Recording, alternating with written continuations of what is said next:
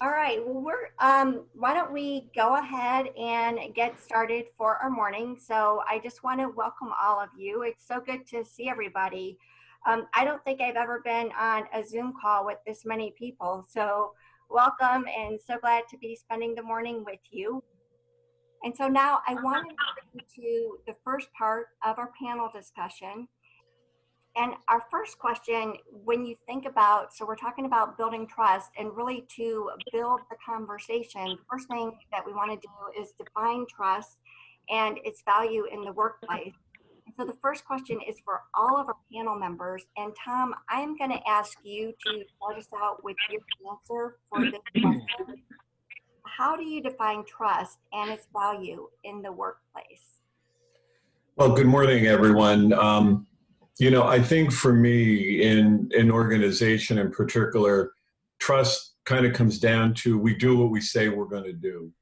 Um, and, if we're talking to somebody on our team about a project and we're making certain commitments that they can trust that we're going to deliver those, if we're providing somebody feedback on a review and we're talking about working with them to improve their performance, they can trust that we're going to follow through on that. And I think for an organization to work together, there has to be trust. I think the value almost can't be measured, because if we're going about our day and we're second guessing our bosses and our teammates as to whether or not we can trust them, that is just going to slow things down to an absolute grind. So the value is through the roof. And I think it really comes down to, as I said, doing what we say we're going to do. Great. And what are your thoughts on trust? One of the things I'd like to add is trust, I believe, has evolved in the workplace over the years. When you think back to the 50s, maybe going back way back to that time, you just had a blind trust in the sense that management was going to do the right thing. And the meaning has shifted a bit and the function has shifted a bit. And particularly in today's crazy world, I think we're valuing autonomy more than we used to. We're giving people the freedom to grow, and that's certainly happening with all of us working remotely. People will push themselves because of the passion for the job, not just wanting to work for a company 50 years and getting the gold watch at the end of the time. I think trust really, to me, is people working together and moving an organization in the right direction. And they do it because they value the people they work with. They value their leaders. And I think it's more about people now than just having this sort of commitment to the organization. It's commitment to those that we work with. Great. Kelly, what are your thoughts? Thanks. Good morning, everyone. When you think about trust in a workplace, to me, it is really operating without doubt. And the best analogy that I can give is swimming. So if you are in a pool and you can see everything around you and it's clear, you can swim freely, fast, comfortably, you're not worried. When you jump in an ocean that's dark or a dark lake, you are concerned about you don't trust what's beneath you. Your swimming is different, you're slower, you're more agitated. So if you think of working in an environment without doubt, to Tom's point, you're far more productive. Things move faster. It's frictionless. And so I think in a workplace environment, having that kind of a through pull is absolutely immeasurably positive. Mm-hmm. And Dave, what are your thoughts? It's a compilation of what three previous people have said, and it has gotten, Anne's got it right, it has gotten more personal over the years, where you're more loyal in a lot of respects to your manager and your coworkers than you are to the company. And if the company can find a way to get that trust all the way through so that everybody in the organization trusts everybody else, that's when things are really going to happen, and it's going to be the highest performing. Sure. And so this leads into our next question. And Anne, I'm going to have you share your thoughts first on this question. And again, this is going to be for all of our panelists. And why is trusting others and being trusted important to you as a leader? And what do you consider to be the building blocks to make this happen? Well, trust really, there's such value personally and to organizations because it increases productivity, loyalty, morale. If you're with a group that you feel comfortable with, I think your days are happier, your work is happier. And trust is really built through a process. It's actions and not words, so you have to build it over time. And then you accumulate trust deposits as you work with others because you're consistent and you say what you mean and your actions follow through. So back to what Kelly was saying, it's jumping in that dark pool and having sort of built up a process of knowing things will be turn out right and people will support you. I think one of the things that I read recently as I was preparing to speak with you all today were the 3 C's of trust. And the first is character. It really sets the tone of your organization. If you're a person who follows through and has mutual intentions with others, you're keeping others' best interests in mind, I think people trust you. Trust of communication.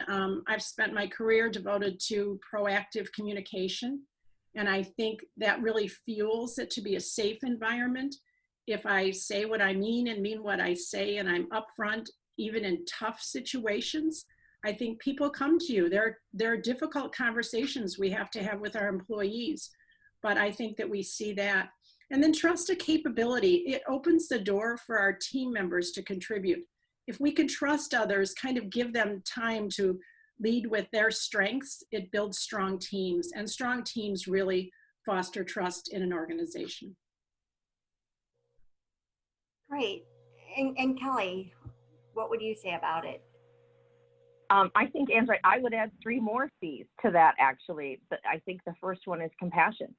I think you really have to have compassion as a leader for your team, what they're going through, particularly in times of stress.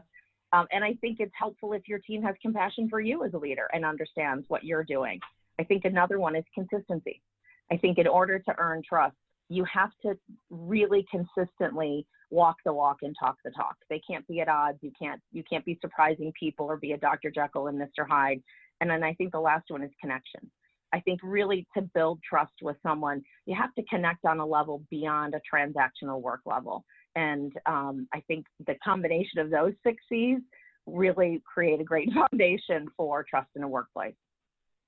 Yeah, that's awesome. And Dave, what about you? Oh, you take those 6 C's if they're running well, and guess what? The stress level in the entire workspace goes down. And what happens when stress goes down? People are happier, they're more productive. Not only affects your work life, it obviously affects your home life too. Depending on how stressful. I'll go back when my wife used to work for a large corporation. She used to get a new manager every 6 months. Her mood when she got home was almost directly related to who that manager was and what the team was doing. So you take that entire stress level way down when everybody's working together and getting it done, and you don't have to worry that they're going to have your back. Tom, what would you say about it? It's hard to add on after 3 great answers, but I guess I would start with why it's important to me is with my leadership style and even my style in working with my coworkers, I do not like to have to unnecessarily follow up and potentially micromanage people. I think it's a waste of time. I don't think it's good for their development. And that doesn't mean a leader doesn't have to follow up. But when you don't trust people, you are in a different mode. And back to my original comments that were echoed here, it ends up being just a waste of time. I think it's important to me personally on a personal level as I consider myself a very forthright person. And when people trust me, it makes me feel good. It makes me feel like I've accomplished my goals because that's what I'm trying to do is build trust in others so that we can work effectively. I think in terms of building it, I think Kelly hit of all the C's we've got here, maybe the most critical one is consistency. I think it's very important to be forthright and transparent in your communication, even when that isn't necessarily good news, but you have to behave that way consistently. You can't be a certain way, one day and a different way another because people are going to watch that. And the one thing they're really going to look for if they're going to trust in you is consistency. Mhm. I love that. I love all the 6 C's and just how they build upon each other to make up the trust. And one of the things that I want to ask everybody, all of our members on the session today, I'd like to ask you the same question. And if you want to type in your chat, why is trust important to you? And what do you consider to be some of the building blocks? So I'm going to give you a minute or two if you want to just type in your answers.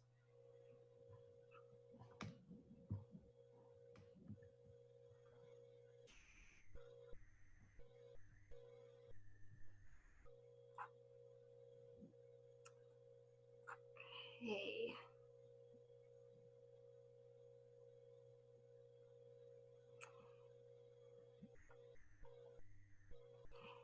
Anybody want to? Okay, here we go. Consistency is always key for me. Consistency and communication. Again, we're getting transparency. That's another thing that's coming through the feed. Honesty. Again, Jen shared honesty. Accountability. That's another one. And then here's another one. Trust is the synergy that allows a team to function well. And then openness and reliability, that's coming through too. So all things very important in establishing those chains of trust and communication. And then we've got another question. What were the 3 C's? Anne, if you can, what were your 3 C's again? That question came through. They were trust of character. So that's really how you set the tone. Trust of communication and trust of capability. And capability is in all of us. And then I really think to add Kelly and others on there, consistency obviously is the foundation for all of this. You can't just trust someone's character on one project and not on another. Consistency is really the foundation of all 3 of those. So they would be character, communication, and capability were the 3 that I cited. And what were your 3, Kelly? Consistency. Well, Tom's was consistency and, oh wait, hang on, Kelly, you're on mute. Oh, sorry. Compassion, consistency, and connection. Okay, perfect. All right, and we are going to move to our next 3 questions. And the next 3 questions have to do with our current state, the pandemic that we're in. And we've had so many leaders asking us about leading through crises, and trust is a huge part of that. So Dave and Anne, this next question is for you. And Dave, if you'd like to share your thoughts first, what is the balance you see between trust, flexibility, and accountability of working remotely versus the traditional work culture?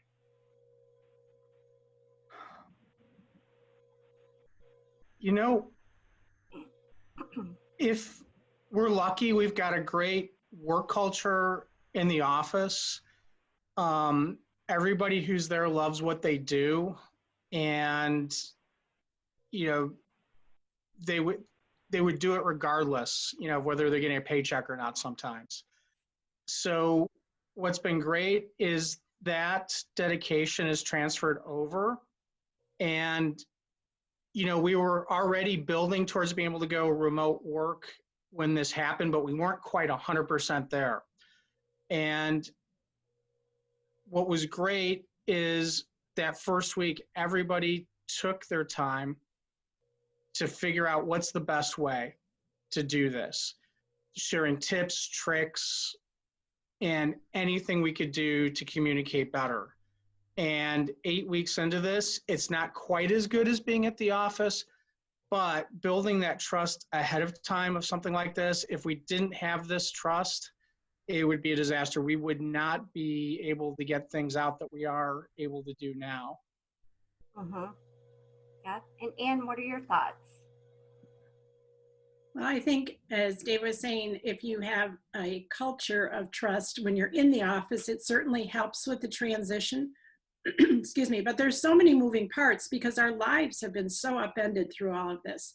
And everybody's situation throughout the day and work time has changed. So one of my clients, well, a couple of my clients are school districts, and you think of our school teachers who have just on one day, their lives have turned upside down, and suddenly they're teaching remotely on computers. And then let's go to families too. If any of you have children at home and you're working from home, you're trying to homeschool, you're trying to provide all the meals. It is difficult for everyone. So going back to Kelly's compassion, it's a time to put that at the forefront. Someone I was talking to the other day who I admire as a leader said we have to focus on output, not seat time. And I think that's really important. So if we trust people, we trust they're going to finish the projects on time, that we're going to be flexible. What we're working on today, Zoom, how many of you held meetings like this a month ago? No one. So being, just open to, it's a new format. How are we going to work together? I think this odd experiment in our lives, we're going to help us build trust, because we're going to have to blindly count on each other in odd situations. So, and interpersonal relationships are important. I think we're all trying to juggle so many things. When you meet with your teams, just to say, how are you doing today? What do you need from me? What are the types of things? So I think we as leaders need to evaluate how we're building trust in our organizations in a very different way, because people's lives are very different through all of this. To kind of add on to that, one of the things that we did a lot up front, and we're still doing a little bit of, is just checking in one-on-one with everybody to see how they're doing, because everybody's family life is a little bit different. We've got a mother who moved in because she couldn't be on her own, so that adds more stress. So being flexible in terms of, like you said, it's more about the output than the seat time. If he needs to take the middle of the day off to take care of things, that's fine, as long as things get done. Sure. It's one of the, I'll just add one more thing. A friend of mine who's a director at Walgreens, she brings her teams together and says, what does your day look like? And a lot of the stay-at-home moms have nap time, which they find is a great time to do a conference call, and maybe 11 o'clock is not. So really getting into what people's times are like, and then just having clear expectations when projects are due, not so much your deadlines, but your team's deadlines. Certainly you have to go with the corporate deadlines, but if you can give some flexibility to this is due in the morning, it gives people time to work in the evening, maybe when their children are in bed and things like that, that you really didn't have to worry about so much when you had devoted time in the office. That is so true. And then Kelly and Tom, this next question is for you. With the clearly changing landscape of remote workers, how do leaders self-protect their own concerns of employee accountability without damaging the relationships? And Kelly, if you'd like to share your thoughts first. Sure. Well, we at Northern Trust, we have more than 20,000 employees in 18 different countries. And to the earlier point that Dave made, we have 90% of our workforce now working from home, more than we've ever had, more than we ever thought we could have, candidly, ever. And I think, and it's been protracted, and it will be, this return to office, return to work en masse is going to take a long time in all over the world. So I think the way as leaders, humans have a tendency to trust what they see. And so I think the way to get that without crossing a line or creating greater stress for your employees is going back to that Anne's comments of, you have to have constant communication, real transparency, real clarity, set expectations. But I think there are other things that you can do to feel good as a manager. I do a daily stand-up with my team. It's 15 minutes every morning. It's the first thing we all do in the morning. You go around the room, or in this case, you go around the Zoom call or the WebEx or the conference call or whatever it is, and there's 3 questions. What did you do yesterday? What are you doing today? And what are the blockers? And it keeps the team engaged. It shows you the work that's being done. We've been doing this for years, so this isn't a new protocol, but even if it is a new protocol, I think it helps keep your partners, your employees, we call our employees partners, focused on the work that they need to do every day. What's stopping them? What are the barriers? How can you help remove them? So things like that. How about you, Tom? Oh, Tom, you're on mute. I think, is that better? That's better. Okay. I think it's really a combination of old and new. I mean, some of it's the same, right? You're going to want to have clear communication, mutually agreed upon goals. You're going to want to make sure they understand what's expected of them, whether they're with you or they're not with you. So that doesn't change, right? You're going to set the stage the same way you would if you were sitting in the office or over lunch. I think what's different is that you're not together. You're not going to run into each other in the hallway. And it's the same as managing people remotely before this happened. You're going to want to have frequent communication, make sure that you're listening very intently because you don't have that physical presence. Make sure you have some frequent communication, that you have a set schedule so they don't feel like you're just, calling them randomly. I like Kelly's stand-up idea. I think that's a good way to stay in touch. And the last thing I'd add is unique to this situation, people are in unprecedented times right now. So don't just call to follow up on the project. Give them a call once in a while and say, hi, how are you doing? How's your family? Maybe it's a text, maybe it isn't but stay in touch with them on a personal level. I think that's good management, but specific to our topic today around trust, if you want people to trust you, they have to know that you care about them. And right now, we need to show each other that we care about each other, not for our corporate goals, just for really because it's the right thing to do. And then the final thing I would say is I was managing people up until Friday. So recently retired is literal. And, Zoom has gone from something that was used once in a while in place of Skype 3 months ago at work to now it's kind of all the rage and we're doing it with our families. But if you're managing people, don't make everybody always be on a Zoom call because it's a totally different situation. People are thinking about what they're wearing, what the lighting is, what's showing in their house behind them. And if you've got people reporting to you that are remote, that have small children at home, they may not be camera ready, if you will, because you want to have a Zoom call. So do some good old-fashioned conference calls where people can just jump on the call and then go back to what they were doing.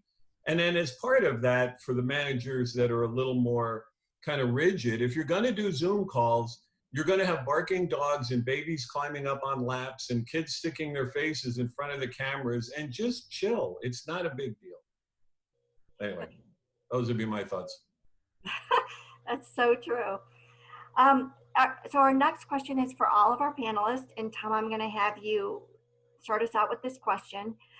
What is the best way to build trust during stress, a crisis, or a change? Well, everything that was said earlier on for building trust, I'll use that as kind of the starting point. But I think during a crisis or the situation that we have now, it's what I just touched on, is that you have to show that you really care about your teammates and your team members as people, so that you've got a concern about more than just the deliverable on the project. How are they doing? This is not like somebody who's stressed because they didn't get a promotion. We're talking about something that none of us have been through before. So I think during a time like this, it's very important to switch to communication for a minute, to be very, very forthright with people, but at the same time, not telling them what you don't know. I think there's a risk as a leader right now to kind of tell everybody it's all going to be okay. And I think it's okay to say that, but I think you have to be careful not to make commitments that you can't make it okay for them, if you will. But so I think you have to be very forthright with them about what you know and what you don't know, even about the work environment. People are going to have questions. When are we going back to the office? And I think it's not a good time to be speculating. So I think very forthright, very transparent. And again, what I said in my last answer, pick up the phone or shoot a text or reach out to them, ask them how they're doing. I've got a coworker, that has a father that just had a lung transplant in the midst of all this, right? So when I talk to her, that's the first thing I ask her is, how's your dad? How's that going? And that's really just kind of good relationship building, but mission critical right now. Yes. Dave, what are your thoughts? Again, you almost need to be a little bit of the calming influence in order to lead for this. There's a lot of unknowns. And as Tom said, be forthright with what you do know, what you don't know. Be very careful with speculation. Because in the end, it's most likely you're going to get burned by that. But again, keep in touch with everybody, have the one-to-one conversations, have the group conversation. There are certain things that, the group is, a group is always smarter than one. And you can bring them into the mix and make them part of some of those decisions. And, with this virus, we've got everybody from people who are afraid to walk out their front door for fear of getting it to, people that are saying this is bogus, and everywhere in between, and kind of know where everybody stands, know where their comfort level is, and try and play to that. I mean, there are certain things where you're going to have to flat out say no. But again, it goes back to that consistency. How consistent are you with your decisions and how you're acting for everybody's best interest? Mm-hmm. Kelly, what are your thoughts? I see you shaking your head. Sorry, I agree with everything that everyone said. The communication is key right now. I think there's a idea for people are concerned about getting over their skis and stipulating or thinking of what might happen, so they stop communicating. And I think it's the absolute worst thing, because in the absence of communication, the grapevine creates its own communication. So I think you do have to get out there, like the last two speakers said, and explain what you know, what you see, what you're doing. I think it is okay to say you do not have an answer. When are we coming back? We don't know. I can't tell you. But I can assure you that when we come back, we are going to keep your health and well-being at the forefront. Here's all the things that we're doing. Here's the things we're working through. These are the questions we're challenged by right now. Even giving them an insight into how you're thinking about this can calm them down. I think the other thing is, I'm a big believer in humor is a good thing in all situations. So I think to allow people to let off some steam and do it in fun ways. And I've seen unbelievable things. I mean, Zoom, Tom, you're 100% right. I'm in my son's former bedroom, which I see that this is not really the bat and the thing. I'm a big baseball fan, but not that much. But it is, people are trying their best to find new things. And there have been people have done lunch hours together on Zoom and whatever. But I think even other funny things. I mean, people have done recipe exchanges, what one pot meal during COVID, easy pantry fixes. They've shared pictures from their kids.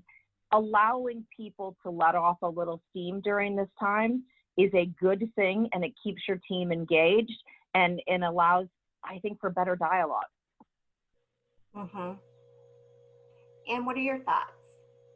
Well, just to add to all the, I think, great advice that we've heard, the things to really underscore, I think, are to keep your word and over communicate during this time. Know your stuff, but when you don't know it, say, I don't know. That's a great question. I think about that. I worry about that too. What are you all thinking? Bring the team into it. One of the things I think is really important for us to do in times like this is that we can't just, I think humans like to focus on what they can control. And if we look at what we can't control, it's often very frightening. And we can't control what's happening in the world right now. So if we can get our teams to focus on decisions and thoughts of problems, if we work the problem, each little building block is going to take us further and build trust. I also love about being fun, and sometimes I think that these Zoom calls have opened our lives up and our relationships with our work people, because we see the kids running in the background and the dogs barking and feeding darling babies while we're on the call. Those things all make us more human. So I think that's important. The other thing I think we have to do is kind of give people a blank check. I think when we say we trust you to do the right thing, join in, act as a facilitator, people will do the right thing. So I think that's empowering our workers through this very unusual time. Mm-hmm. Well, we have time for one more question for the first part of our panel discussion, and then we're going to open it up for Q&A. But this last question is for all of our panel members. And Anne, if you want to just start us out with your thoughts on this, how do you create a culture of trust within your organization? Well, it's, I think, so much of what we've already said: consistency, clear communication. One of the things I think we need to do is treat each of our team members as owners of the organization. I think if we treat people with respect, if we tell people we trust them to do the right thing, I think that's important. I think we have to learn from our failures in this odd experience. And when things don't go well, bring the team together and say, this didn't work out, guys. Let's all talk about how we would do it differently, the things, and no individual blame or shame. Like, we're a team. This fell apart. Not, Sue didn't do her part, but Tom did great on his. I think we have to be loyal and not gossip. We have to say the types of things that are important and address the tough challenges. A really important aspect is listening. I think we have to listen collectively and individually to our employees. As stated earlier, I think it's great to have groupthink, but I think taking time to connect with each person individually is going to be important. And just trusting and empowering everybody on the team. The other thing I think is really important is not to show any favorites, or you might have one employee who always finishes to the finish line the way you like it. But I think we have to treat everyone fairly, and I think have the tough conversations individually with those that are not carrying their weight or dropping the ball. I think that builds trust in an organization. It's like the old days when you did a group project in school and you and someone else did all the other work, and the third party showed up and got the A on the project. We have to be able to look at our teams holistically and help and coach those who are not maybe moving forward as they should, in a positive way and individually, not in front of the group. Sure. And Tom, what are your thoughts? Oh, I just lost sound, so skip me. he's on. Okay. First, I want to go back to consistency, but if you really want to build it through the organization, it has to be consistently modeled by the leaders. And I think within that, there has to be no tolerance for the things that erode trust. So, of course, lying, Ann mentioned gossiping, I think going around and talking poorly of people, misrepresenting, that cannot be tolerated. And it has to be early on coached. And then if it's something that is a real issue, the person has to be exited. Because you can't tell people that trust is a core value and then allow people to succeed in the organization who don't do things that build trust. There's no way. That's what people are going to watch, is that when someone is not trustworthy and they're not trusting others, that something happens. Either their behavior is redirected or they're asked to leave the organization. Kelly, what are your thoughts? We at Northern Trust, we have a really strong culture, and we have 3 core values, and that they are service, expertise, and integrity. And there's an old saying that says, culture eats strategy for lunch. You can have a great strategy, but if your culture isn't aligned behind that strategy, you won't be very productive, you won't be very successful. So I think the way to really create a culture of trust and to build that is, it has to truly live in your organization. They can't just be words. It's got to be a part of your performance management and how you reward people for showing and demonstrating the trust. On the flip side, like Tom just said, if trust is broken, there has to be an accountability. People have to see that it won't be tolerated in the culture, that in order for us to move forward, it's built into all of our actions as well as our words. Mm-hmm. And Dave, how about you? This question is a full day workshop in itself. The culture starts with the hiring, getting the right people on board. But even with an existing group, it's a matter of training. We had a great speaker in the office a few years ago that, basically, quit the gossip, quit talking behind people's backs. If there's an issue, bring it out within the entire group. If the group is high functioning, you can talk things through within the entire group and build that trust. It builds accountability, and overall, it takes all that extra time that people are spending at the water cooler out of it, and they're being more productive. Mm-hmm. That is so true. Well, now what I want to do is I want to open it up to all of our members and our guests.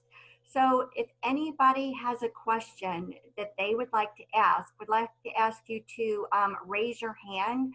Once again, you can do that by clicking on the participant icon at the bottom of the screen. Raise your hand and I will call on you. If you've got a specific question for a panel member, if you can mention their name first and then ask your question. Okay, so Pete, you've got a question. Thanks, Susan. My question is just what happens when the organization isn't high functioning. So I've worked at places where there's been a lot of hope that there won't be any gossip and everything. However, when it is raised, like say if an issue is raised, then people will not handle that well and get defensive and actually go on the offensive. And so then what people tend to do is, are you experiencing this? Are you experiencing this? And so then there's just sort of this barrier to actually talking openly, because when you do, you're shut down and things like that. So my question is, what do you do when it comes to trust when the organization isn't high functioning, there's not a really strong culture, and how do you go about operating within that? If you're middle management and you're not the leader. Yeah. This is Kelly. I have a thought for that, because I've seen it even in strong cultures. There are teams that sometimes don't have, that they have challenges on their own. And I think all politics are local. So whether you're a middle manager or on the bottom or top, you can start to be the change. You can start to emulate things. One of the things that I saw, which was fantastic, if you have a team that doesn't like to admit that there are problems, or they finger point, or to your point of not high functioning, there's an easy exercise to start to get around that. And it's, say you're at a table of business, a regular meeting, and you're talking about a project. People have either a red or a yellow or a green card.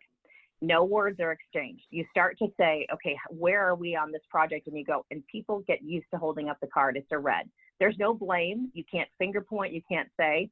Then you just get to the very simplistic things of what are the actual obstacles that you are doing. There is no I, there is no we, there is no you. It's what are the obstacles. You take all the emotion out of it.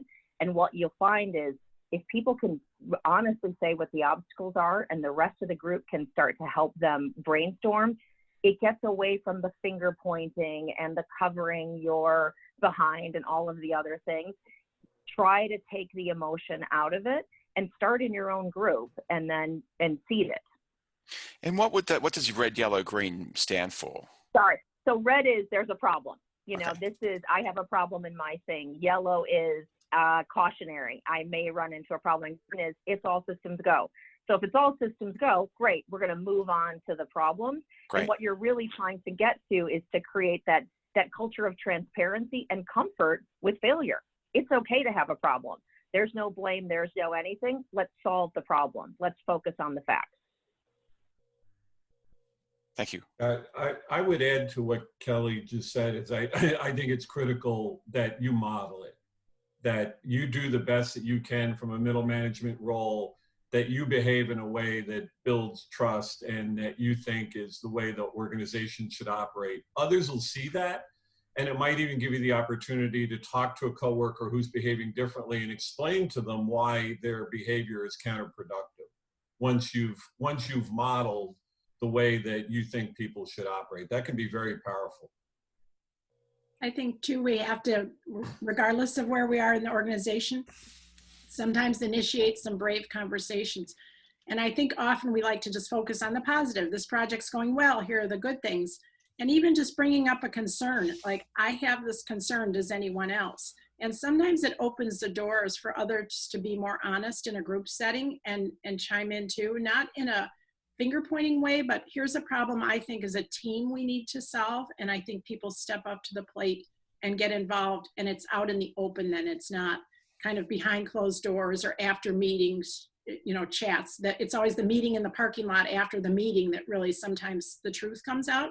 Yeah. And I think if we can open the door in a kind way, not to say, this manager's not doing a good job, but as a team, I could see that we could function, how else can we get together in a different way, and letting everyone kind of get in on the problem solving. Then I think there's ownership in the change too. Thank you. And Lori, I see that your hand is raised. Would you like to ask your question next? Sure. It's probably more of a tactical question for Kelly. I love the idea of the 15-minute stand-up meeting and the 3 questions because that gives some structure to it. But how do you keep it to 15 minutes? We've tried stuff like that in organizations I've been part of, and people like to chat and expound and for various reasons. But how do you keep it concise? Yeah, well, I think it takes habit, right? You have to build it, but we literally have an iPhone on 15 minutes with a siren that goes off at the end of 15 minutes. And if someone is talking too long, you basically have to say, you have 30 seconds left, we're moving on. You really have to sort of manage the 15 minutes, but you will find very quickly people will move faster and get to the point of what they need versus being chatty or just sharing information to share. Mm-hmm. Is that still working? Sorry, follow it. Is that still working in this environment since people aren't seeing each other kind of in the hallway on the day-to-day basis? I guess we're doing check-ins with our staff, but it's, it's on our calendar for a certain amount of time, and then it's kind of doubles that, which sometimes is nice because you're doing the catch-up stuff, but other times I'm like, I got the stuff to do. And so how do you exit that gracefully and politely? I think you keep the stand-up for what it is intended to. Right? It is not intended to catch up with everyone or do it. That's a separate meeting, and everyone has talked about it's really important to have those individual meetings to check in with people. But if you preserve the stand-up for what it is, which is really an action-oriented method, and you don't let anything get in the way of that, you'll keep it going.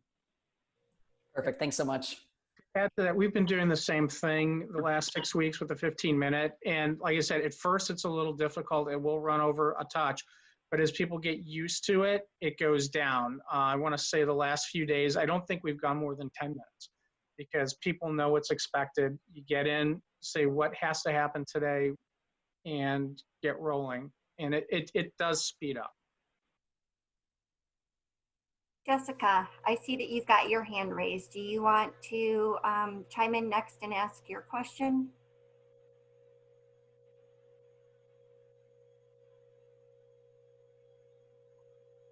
I think she just gave us a thumbs up, Susan, but Deb has a question. All right, I saw too. Deb, I saw that you had a question. If you want to ask your question. I have a question. When you're up to the panel, when your staff is primarily volunteers, do you feel that trust plays into the motivation level of non-paid staff? Or do you think it's truly about money, not being paid? Actually, I've got some personal experience with that. My wife is a volunteer for an organization in Lake County, and she does what she does not for any kind of pay, but the trust level with the leadership there is huge. The volunteers are there, they're giving their time because it's something they believe in.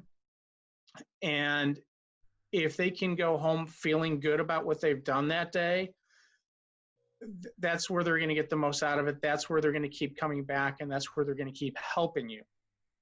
And a lot of that, if they don't trust you, they're not going to do their best. They're going to be looking to, hey, where can my time be spent better elsewhere? Because if the organization isn't high performing, why am I spending my time here? Why am I giving my time and not getting anything back for it?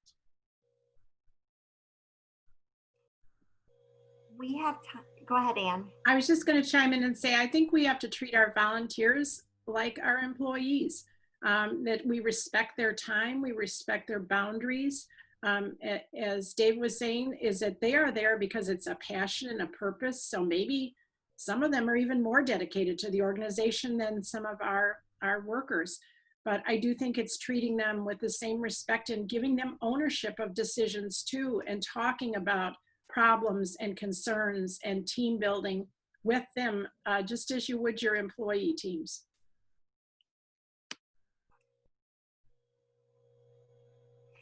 Well, we are going to move into the next portion of our panel discussion, and this portion is going to be the panel-to-panel questions. What we have asked is we've asked each of our panel members to prepare a set of questions that they have for each other. And each of our panel members will have an opportunity for 6 minutes to moderate the conversation. And Anne, I am going to have you start us out with this portion of the program. Okay. One of the things I would like everyone to focus on is, like, what are the behaviors that you see that cause you to distrust someone? And if you have sort of an operating agreement or set of factors that you define as healthy trust, do you communicate those to your group, and how would you communicate them and sort of have check-ins and things like that to make sure everyone's on track? So what are the behaviors, and how do you determine and communicate the factors so everyone's on the same team?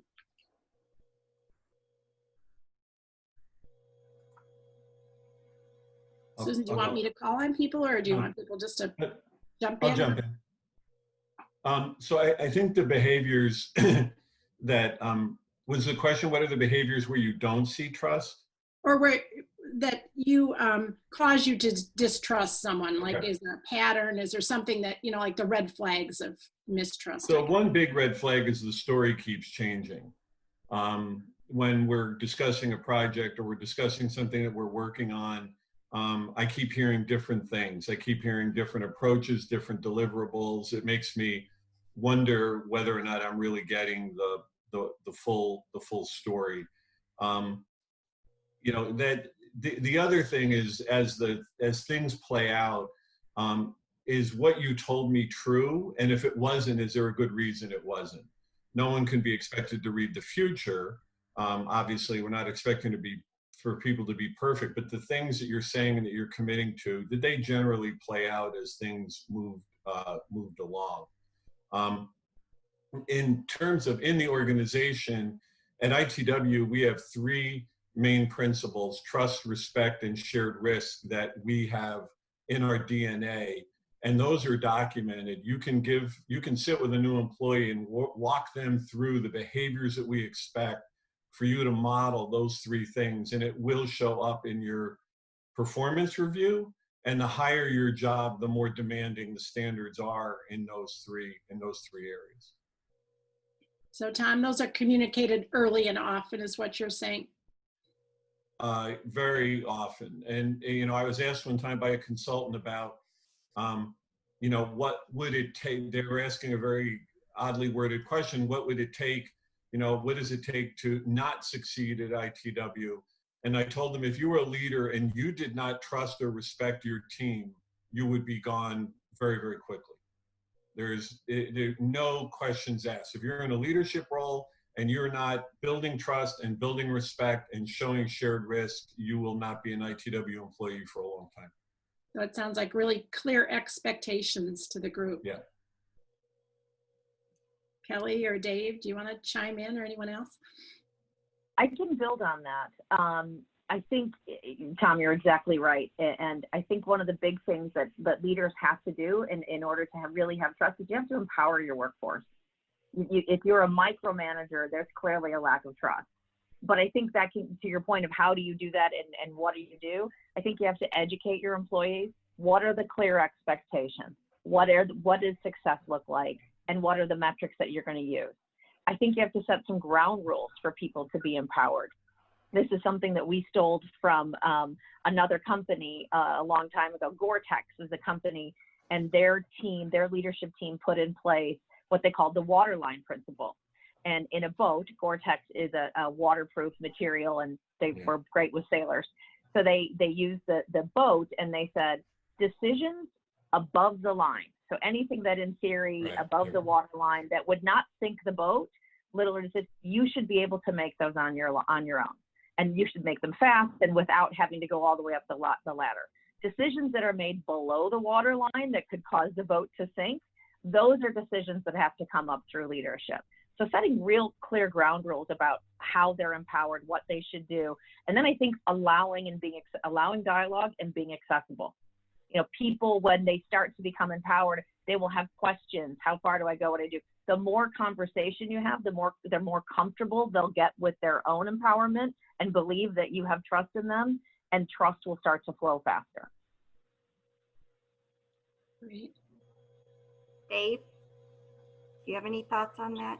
Yeah, I mean, it does go back, you know, with our reviews, it's the same type of thing is, you know, within an organization, whether you're the intern or whether you're the CEO or the chief, there are times you're leading, there are times you're following. And, you know, within our reviews, we actually go through what those behaviors are and how you're doing with those. And like I said, sometimes an intern can lead the charge on something. Sometimes the leaders are following the team. So it's how you handle that and how you dig in. And if, you know, you're a leader and you can't help your team, that's just as detrimental as being an intern and not being able to follow. And we've got 30 seconds left. Okay, I'll do a quick one. When two of your team members are experiencing a lack of trust with one another, how can you handle that?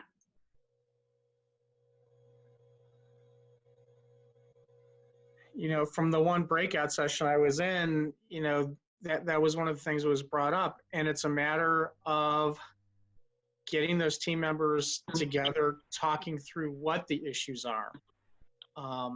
You know, sometimes people don't realize what they don't realize. You're doing something that is driving somebody nuts, or you're not doing something that they feel you should be doing, and you don't realize it. Half the time you point that out, the problem goes away. Right. Tom, I'm going to redirect the conversation to you and have you start out with some of your questions for the panel. Sure. So Kelly, this is a question for you, knowing your role and all the different constituencies that you work with, both outside and within Northern. So how do you build trust with people outside Northern? Yeah. Well, that's a large swatch, right? It's both vendors and prospects and clients and regulators and all of the above. But I think the good news is it's consistent across the board. I think you have to be transparent, which is one of the things that you said earlier. You have to explain, here's what our goal is, here's how we're going to go about it, and you have to be open to that feedback. What works best for them? What do they like? What do they dislike? And I think in order to build trust, you also have to build a little bit of a thick skin when dealing with the outside, particularly with clients, right? Clients will tell you in no uncertain terms that they are unhappy and that this is what they want to change. And even though you can't always do exactly what they want for lots of different reasons, I think hearing them, you know, really understanding what their concerns are and demonstrating that you understand what their challenges are and how can you meet them, if not give them exactly what they want, meet them halfway. But you have to be willing to you have to hear the problems that you have as well and understand and start to course correct those. No one's perfect, no organization is perfect. There are challenges. If you get defensive about what you're doing, or you start to lack transparency to you know, make something seem better, you will lose all trust. So I think it's the same thing you do with anyone. You really just have to be very clear, very transparent, and be willing to take some of the constructive criticism that comes along with dealing with any kind of an outside world. Okay, good, great, thank you. Ann, I have a question for you. As you walk into a new organization and start to engage with them, what are some of the things that you would look for that would tell you whether or not trust was active and alive in that organization?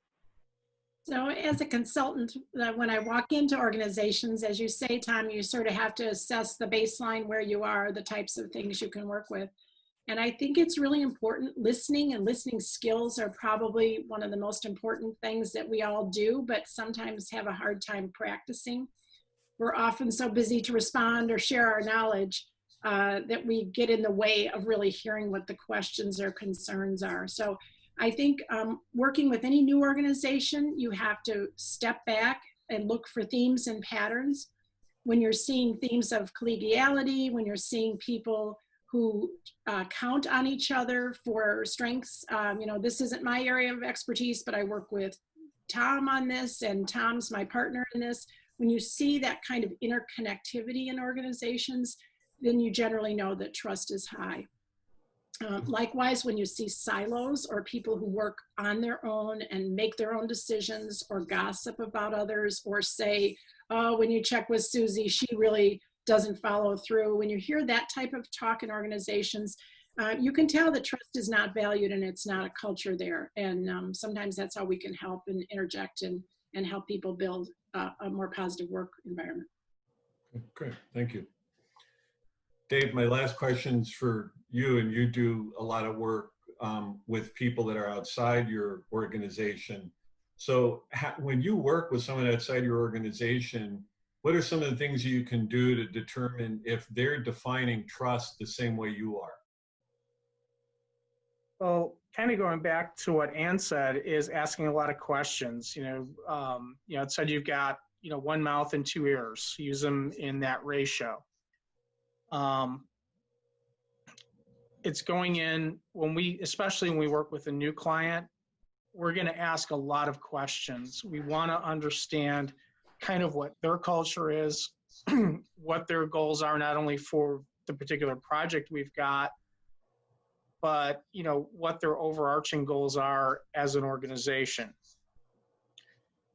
And having that level of understanding and coming back and giving them solutions that follow those goals, I think is what fosters that trust. And, again, from asking the questions, you can kind of garner from them what their culture is like and see whether it's a good fit between what we're doing and what they're doing to see how well it's actually going to work. Thank you. Well, thank you, Ann, for your questions, and Tom for your questions. And Kelly, I'm going to move it over to you. I'm going to follow Tom's lead and ask specific questions. And Dave, I'm going to start with you. Connection is a big piece of trust. How do you as a manager create an authentic connection that is sustainable, that doesn't cross the line? You don't become too pally-pally. There's still a reporting relationship.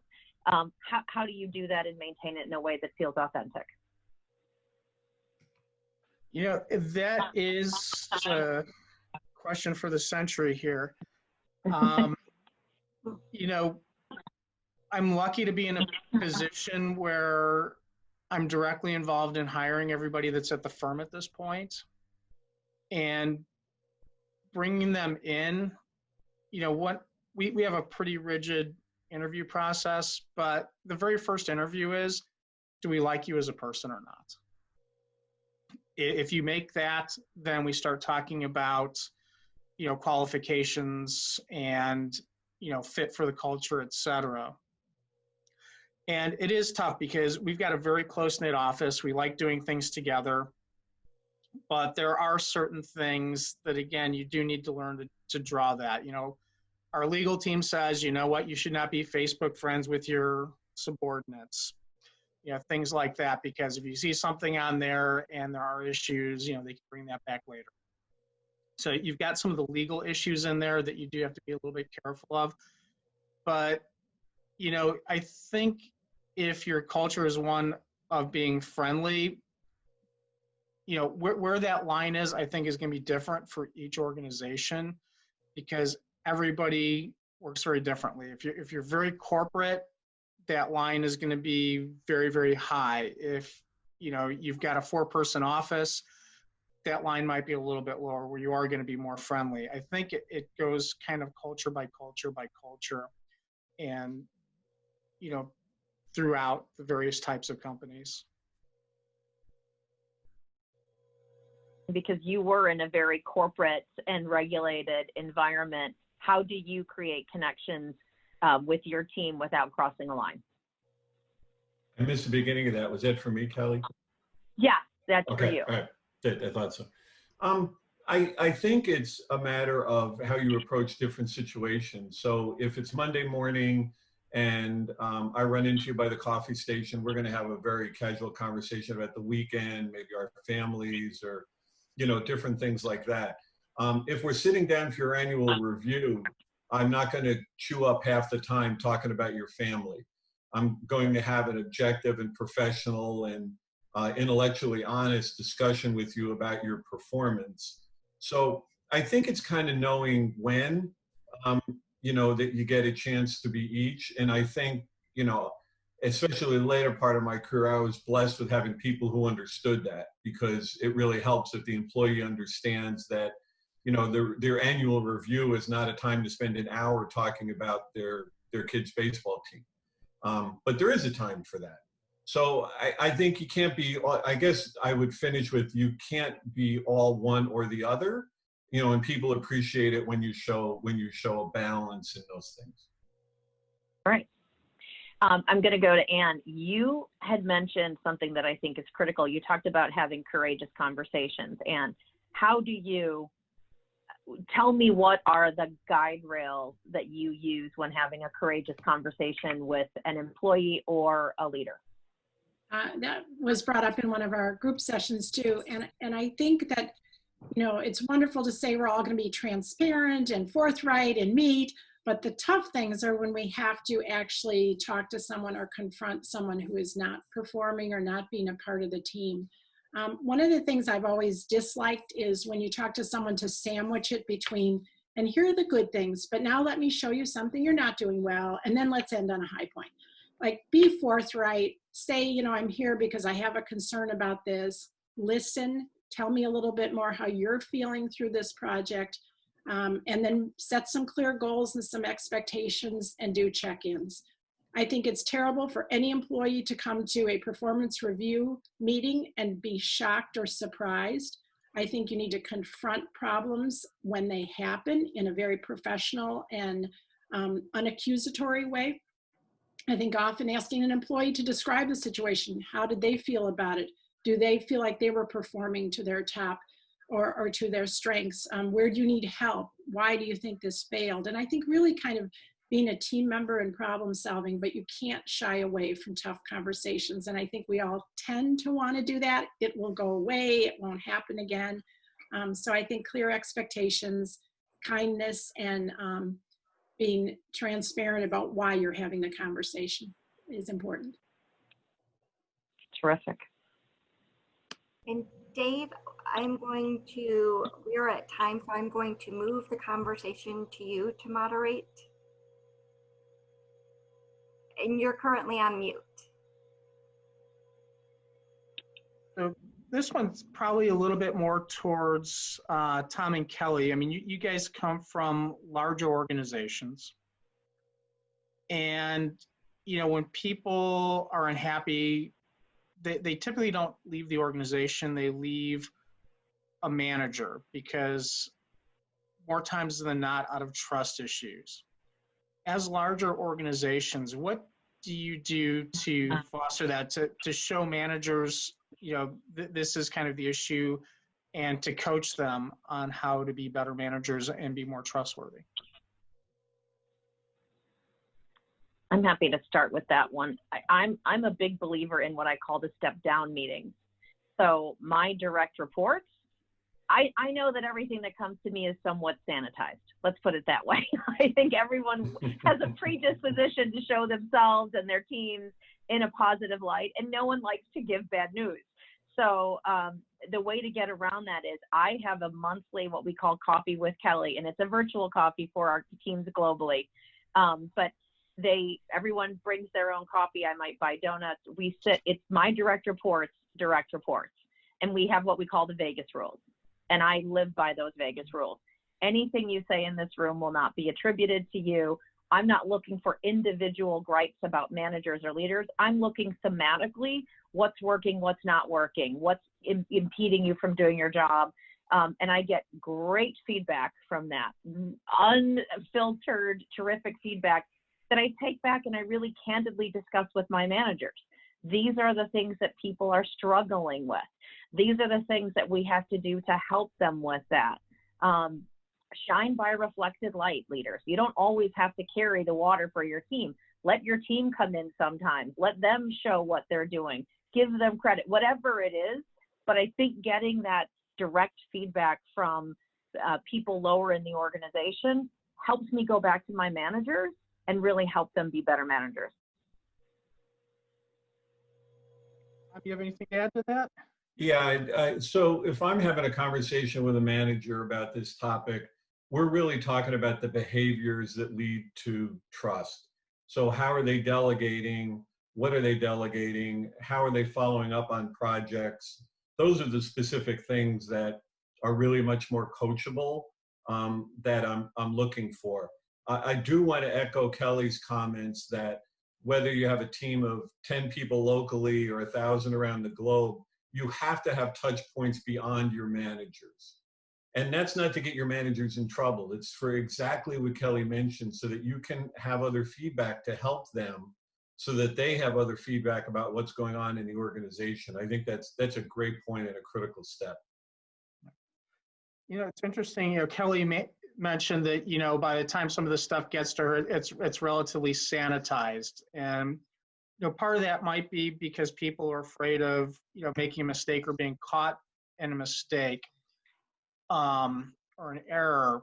So, you know, things happen, you know, it's part of life. How do you handle that when an employee makes a mistake? I think that might be a big part of trusts, how it goes both ways. So what's a good way for you when somebody's made that mistake to point it out and still not make them feel bad about what's going on?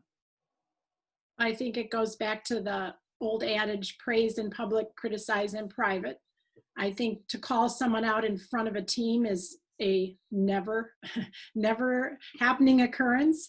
But I also think being swift and direct and kind when something does happen, back to what I was saying earlier, I think having those tough conversations individually and saying, you know, this did happen, it went awry. Why do you think so? What are the types of things you could do next time?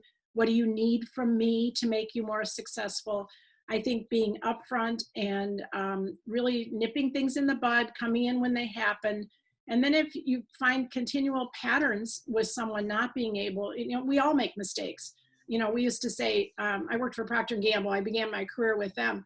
And if there's no blood loss in this, then let's take it a little differently than if it's a big organizational problem. So those little ones, give people a little rope and a little slack to be successful the next time.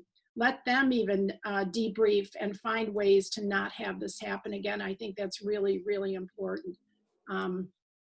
So I just think it's being upfront, but also being kind and also being a team player in deconstructing the problem.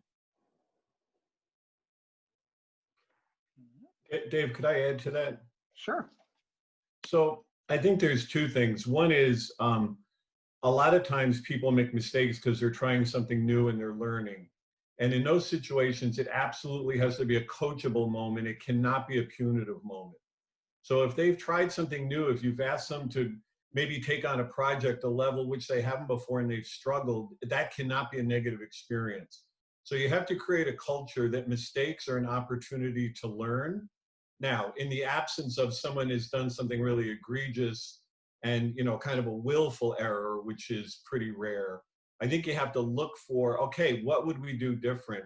You know, what did you learn from this that next time you're going to be better? And I always tell people the value of a mistake is the learning and it makes you better. And the last thing I would say is a quote that I'm going to take from my grandmother that I use all the time, is there's a reason that every pencil is made has an eraser on the top of it. And that's because people make mistakes. Kind of goes back to Thomas Edison, you know, I think it took him 1,001 tries to get the right light bulb right. And, you know, somebody asked him, you know, what that was like. And he's like, you know, I just learned 1,000 ways not to make a light bulb. Can I add one thing Sure. to that too? I think it's a great point that Tom just made on failure. I also think, you know, failure is an opportunity. My favorite line is, don't waste a crisis. So big or small, in terms of like, you become really resourceful and very creative when something goes wrong to fix it. And so I think allowing your teams to both fail and try to fail fast, but recognizing and sharing that publicly, not to demean someone, as Ann said, that's never a good thing, but to use this as a case study. Here's what happened. Here's what we did to solve for it. People recognize then it's okay to fail within, again, if it's not egregious or with malintent. And there are always good things that can come about it. Use it as a team building exercise as well. Yeah, at our weekly staff meetings, we actually have lessons learned where we, take 2 to 5 minutes and, what's happened over the last week that didn't go exactly right. What did we learn from it? So nobody else makes that same mistake. So it's okay to make the mistake, own up to it. And the big thing is fix it right away. I think the other thing is look for the silver linings in mistakes, and then people are more willing to try new things and do new things. And then as a team saying, what were the good things that came out of this and how do we build on that? I think even in our today's world with this crazy interacting on the computer all the time, what are some of the good things? We're getting to know each other better, sort of highlighting those, and then charging the team with having those things be present in more decisions and direction.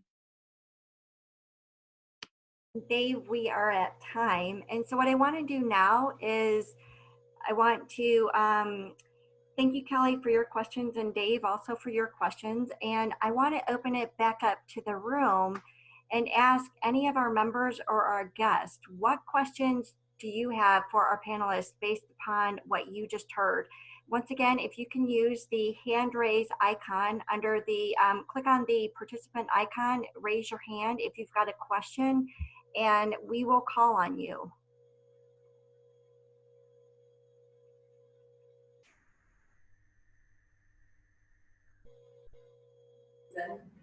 Sherry had a question for Ann. It's how do you have a courageous conversation on the way up? I'm sorry, I missed the end of that, Ashley. A courageous conversation? On the way up. So if it's lower level and as you're moving up.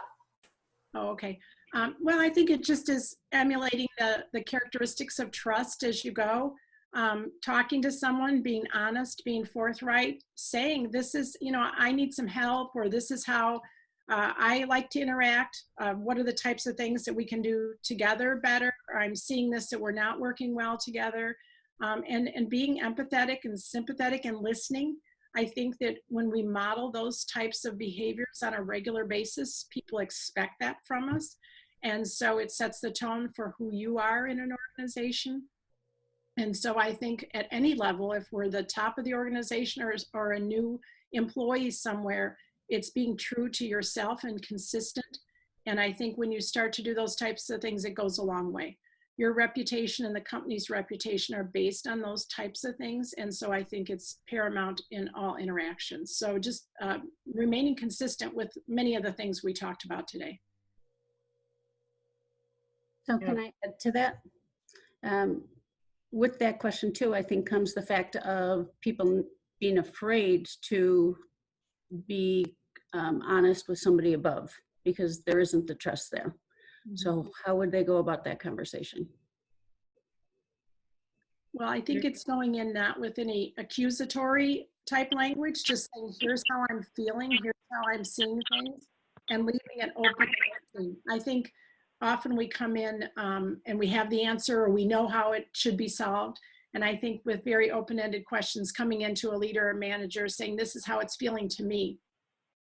What are some things I can do? How can I better relate? And really internalizing it more than finger pointing, I think is important, particularly when you're working with superiors. To add to that, I think unless you've got an extremely authoritative boss in this respect, most people respect openness and honesty, whether it's coming from above or below. And, as Ann said, if you come at it with an authentic spirit about what you're doing, most times this can be very well received. Any other questions for our panelists? If you want to just raise your hand, we will call on you. How about any questions from our mentors?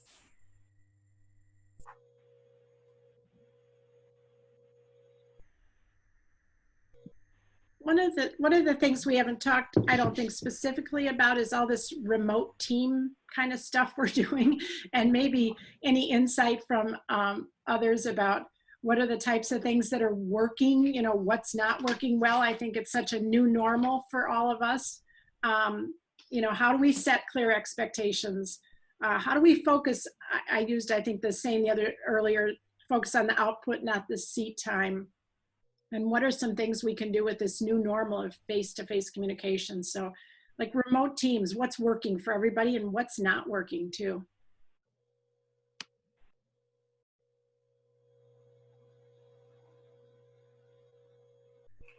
You guys had your hand up. Do you want to answer that question? Well, Kelly was speaking, but Kelly, you were on mute.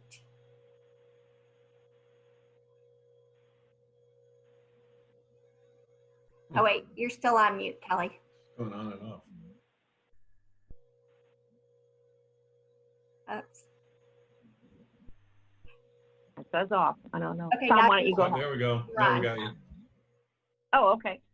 I think I have remote teams in general. I have remote teams outside of the U.S. and in the U.S.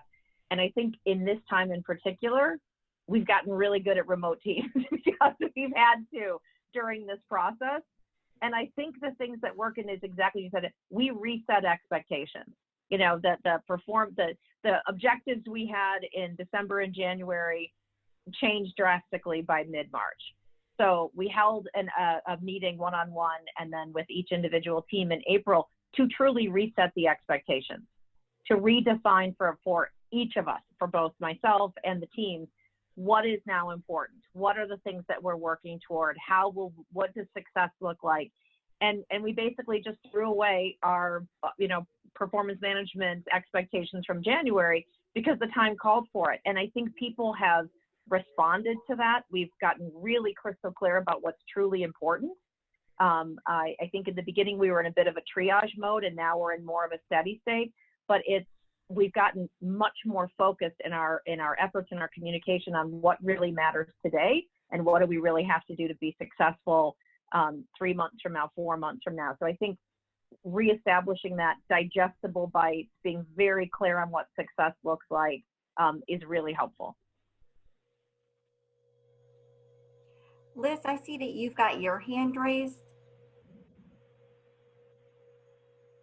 Yes, I do. I just wanted to share what I feel has worked for our organization, and it's a repeat, but I don't think it can be said enough, is trust and respect. In these virtual meetings and conversations and work schedules, I've seen this incredible amount of respect that our colleagues have for each other, respect for the fact that we're all in a different situation, respect that for some of us, raising our kids and doing, teaching their coursework while trying to manage all their responsibilities. And I see that as one of the silver linings that's come through this, because I think we've all just developed trust through that mutual respect of knowing that people are going to get their work done. They want to be great at what they're doing. They want to contribute. And I think I'm going to walk away going back into a more normal situation, having a newfound respect for how people approach getting their work accomplished, and that it looks different for everyone. Anyone else have comments that they want to share to Anne's question about remote teams? What you're seeing, what you're doing?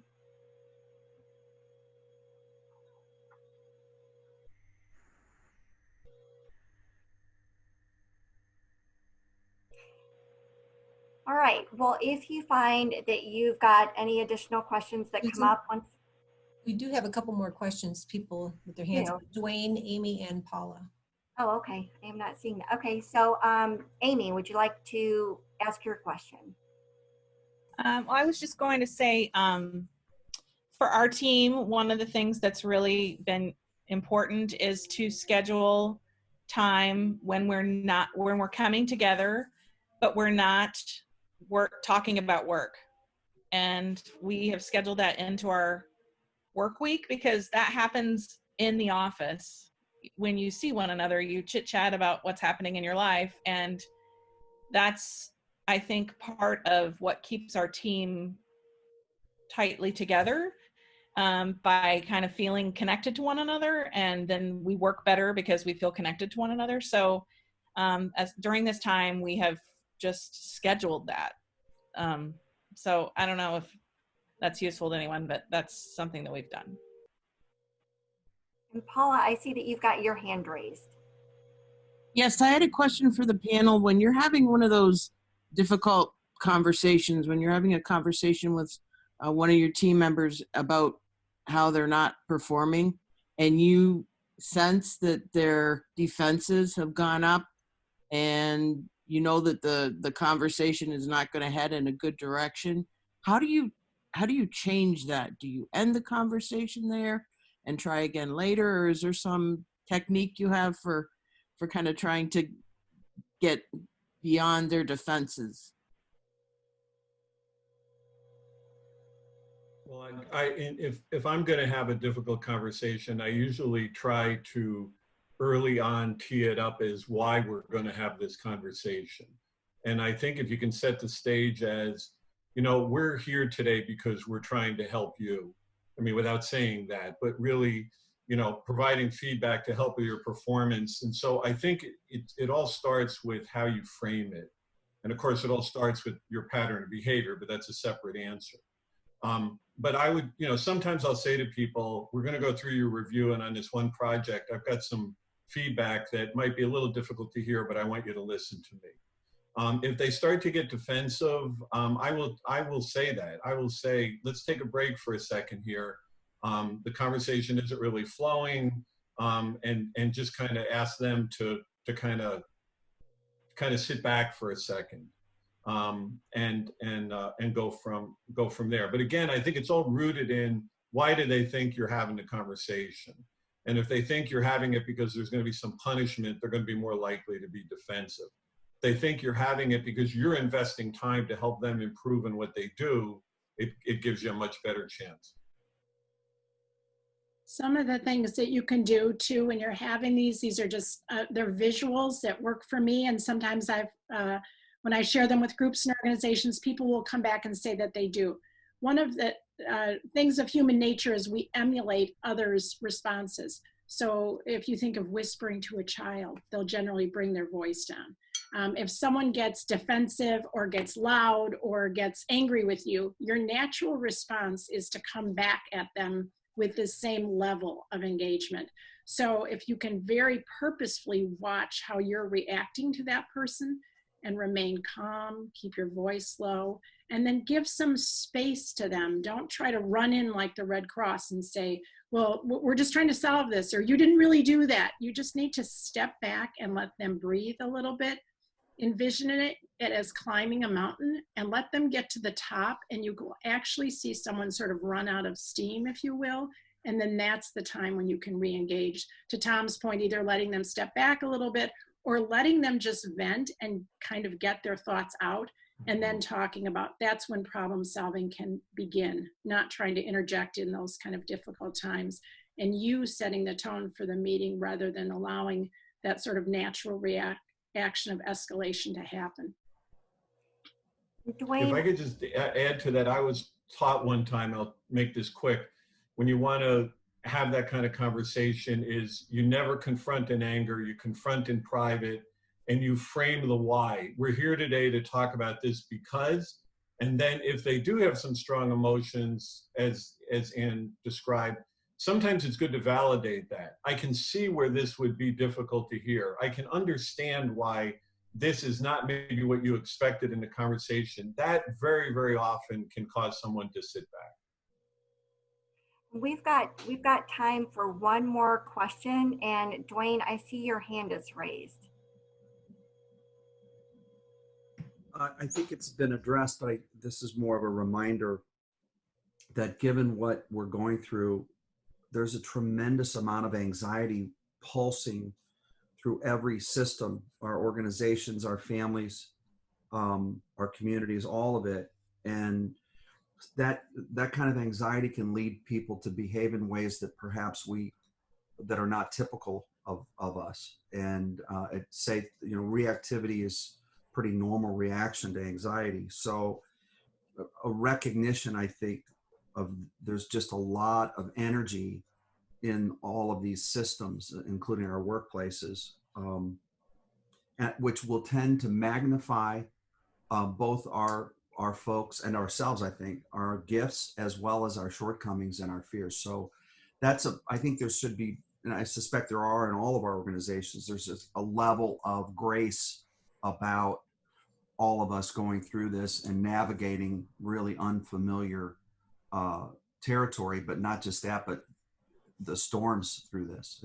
And people are worried about whether they're going to have a job, how much longer they're going to have a job. A lot of folks have gotten their incomes cut. Folks are navigating teaching. There's just a tremendous amount of anxiety to deal with. And as leaders, I think one of our key roles is to try to keep calm and to be authentic in our reassurance, right? You don't want to say, oh, don't worry, you're going to have a job a month from now, because that may not be true. So you have to be authentic about the way you reassure and what you say. That's all.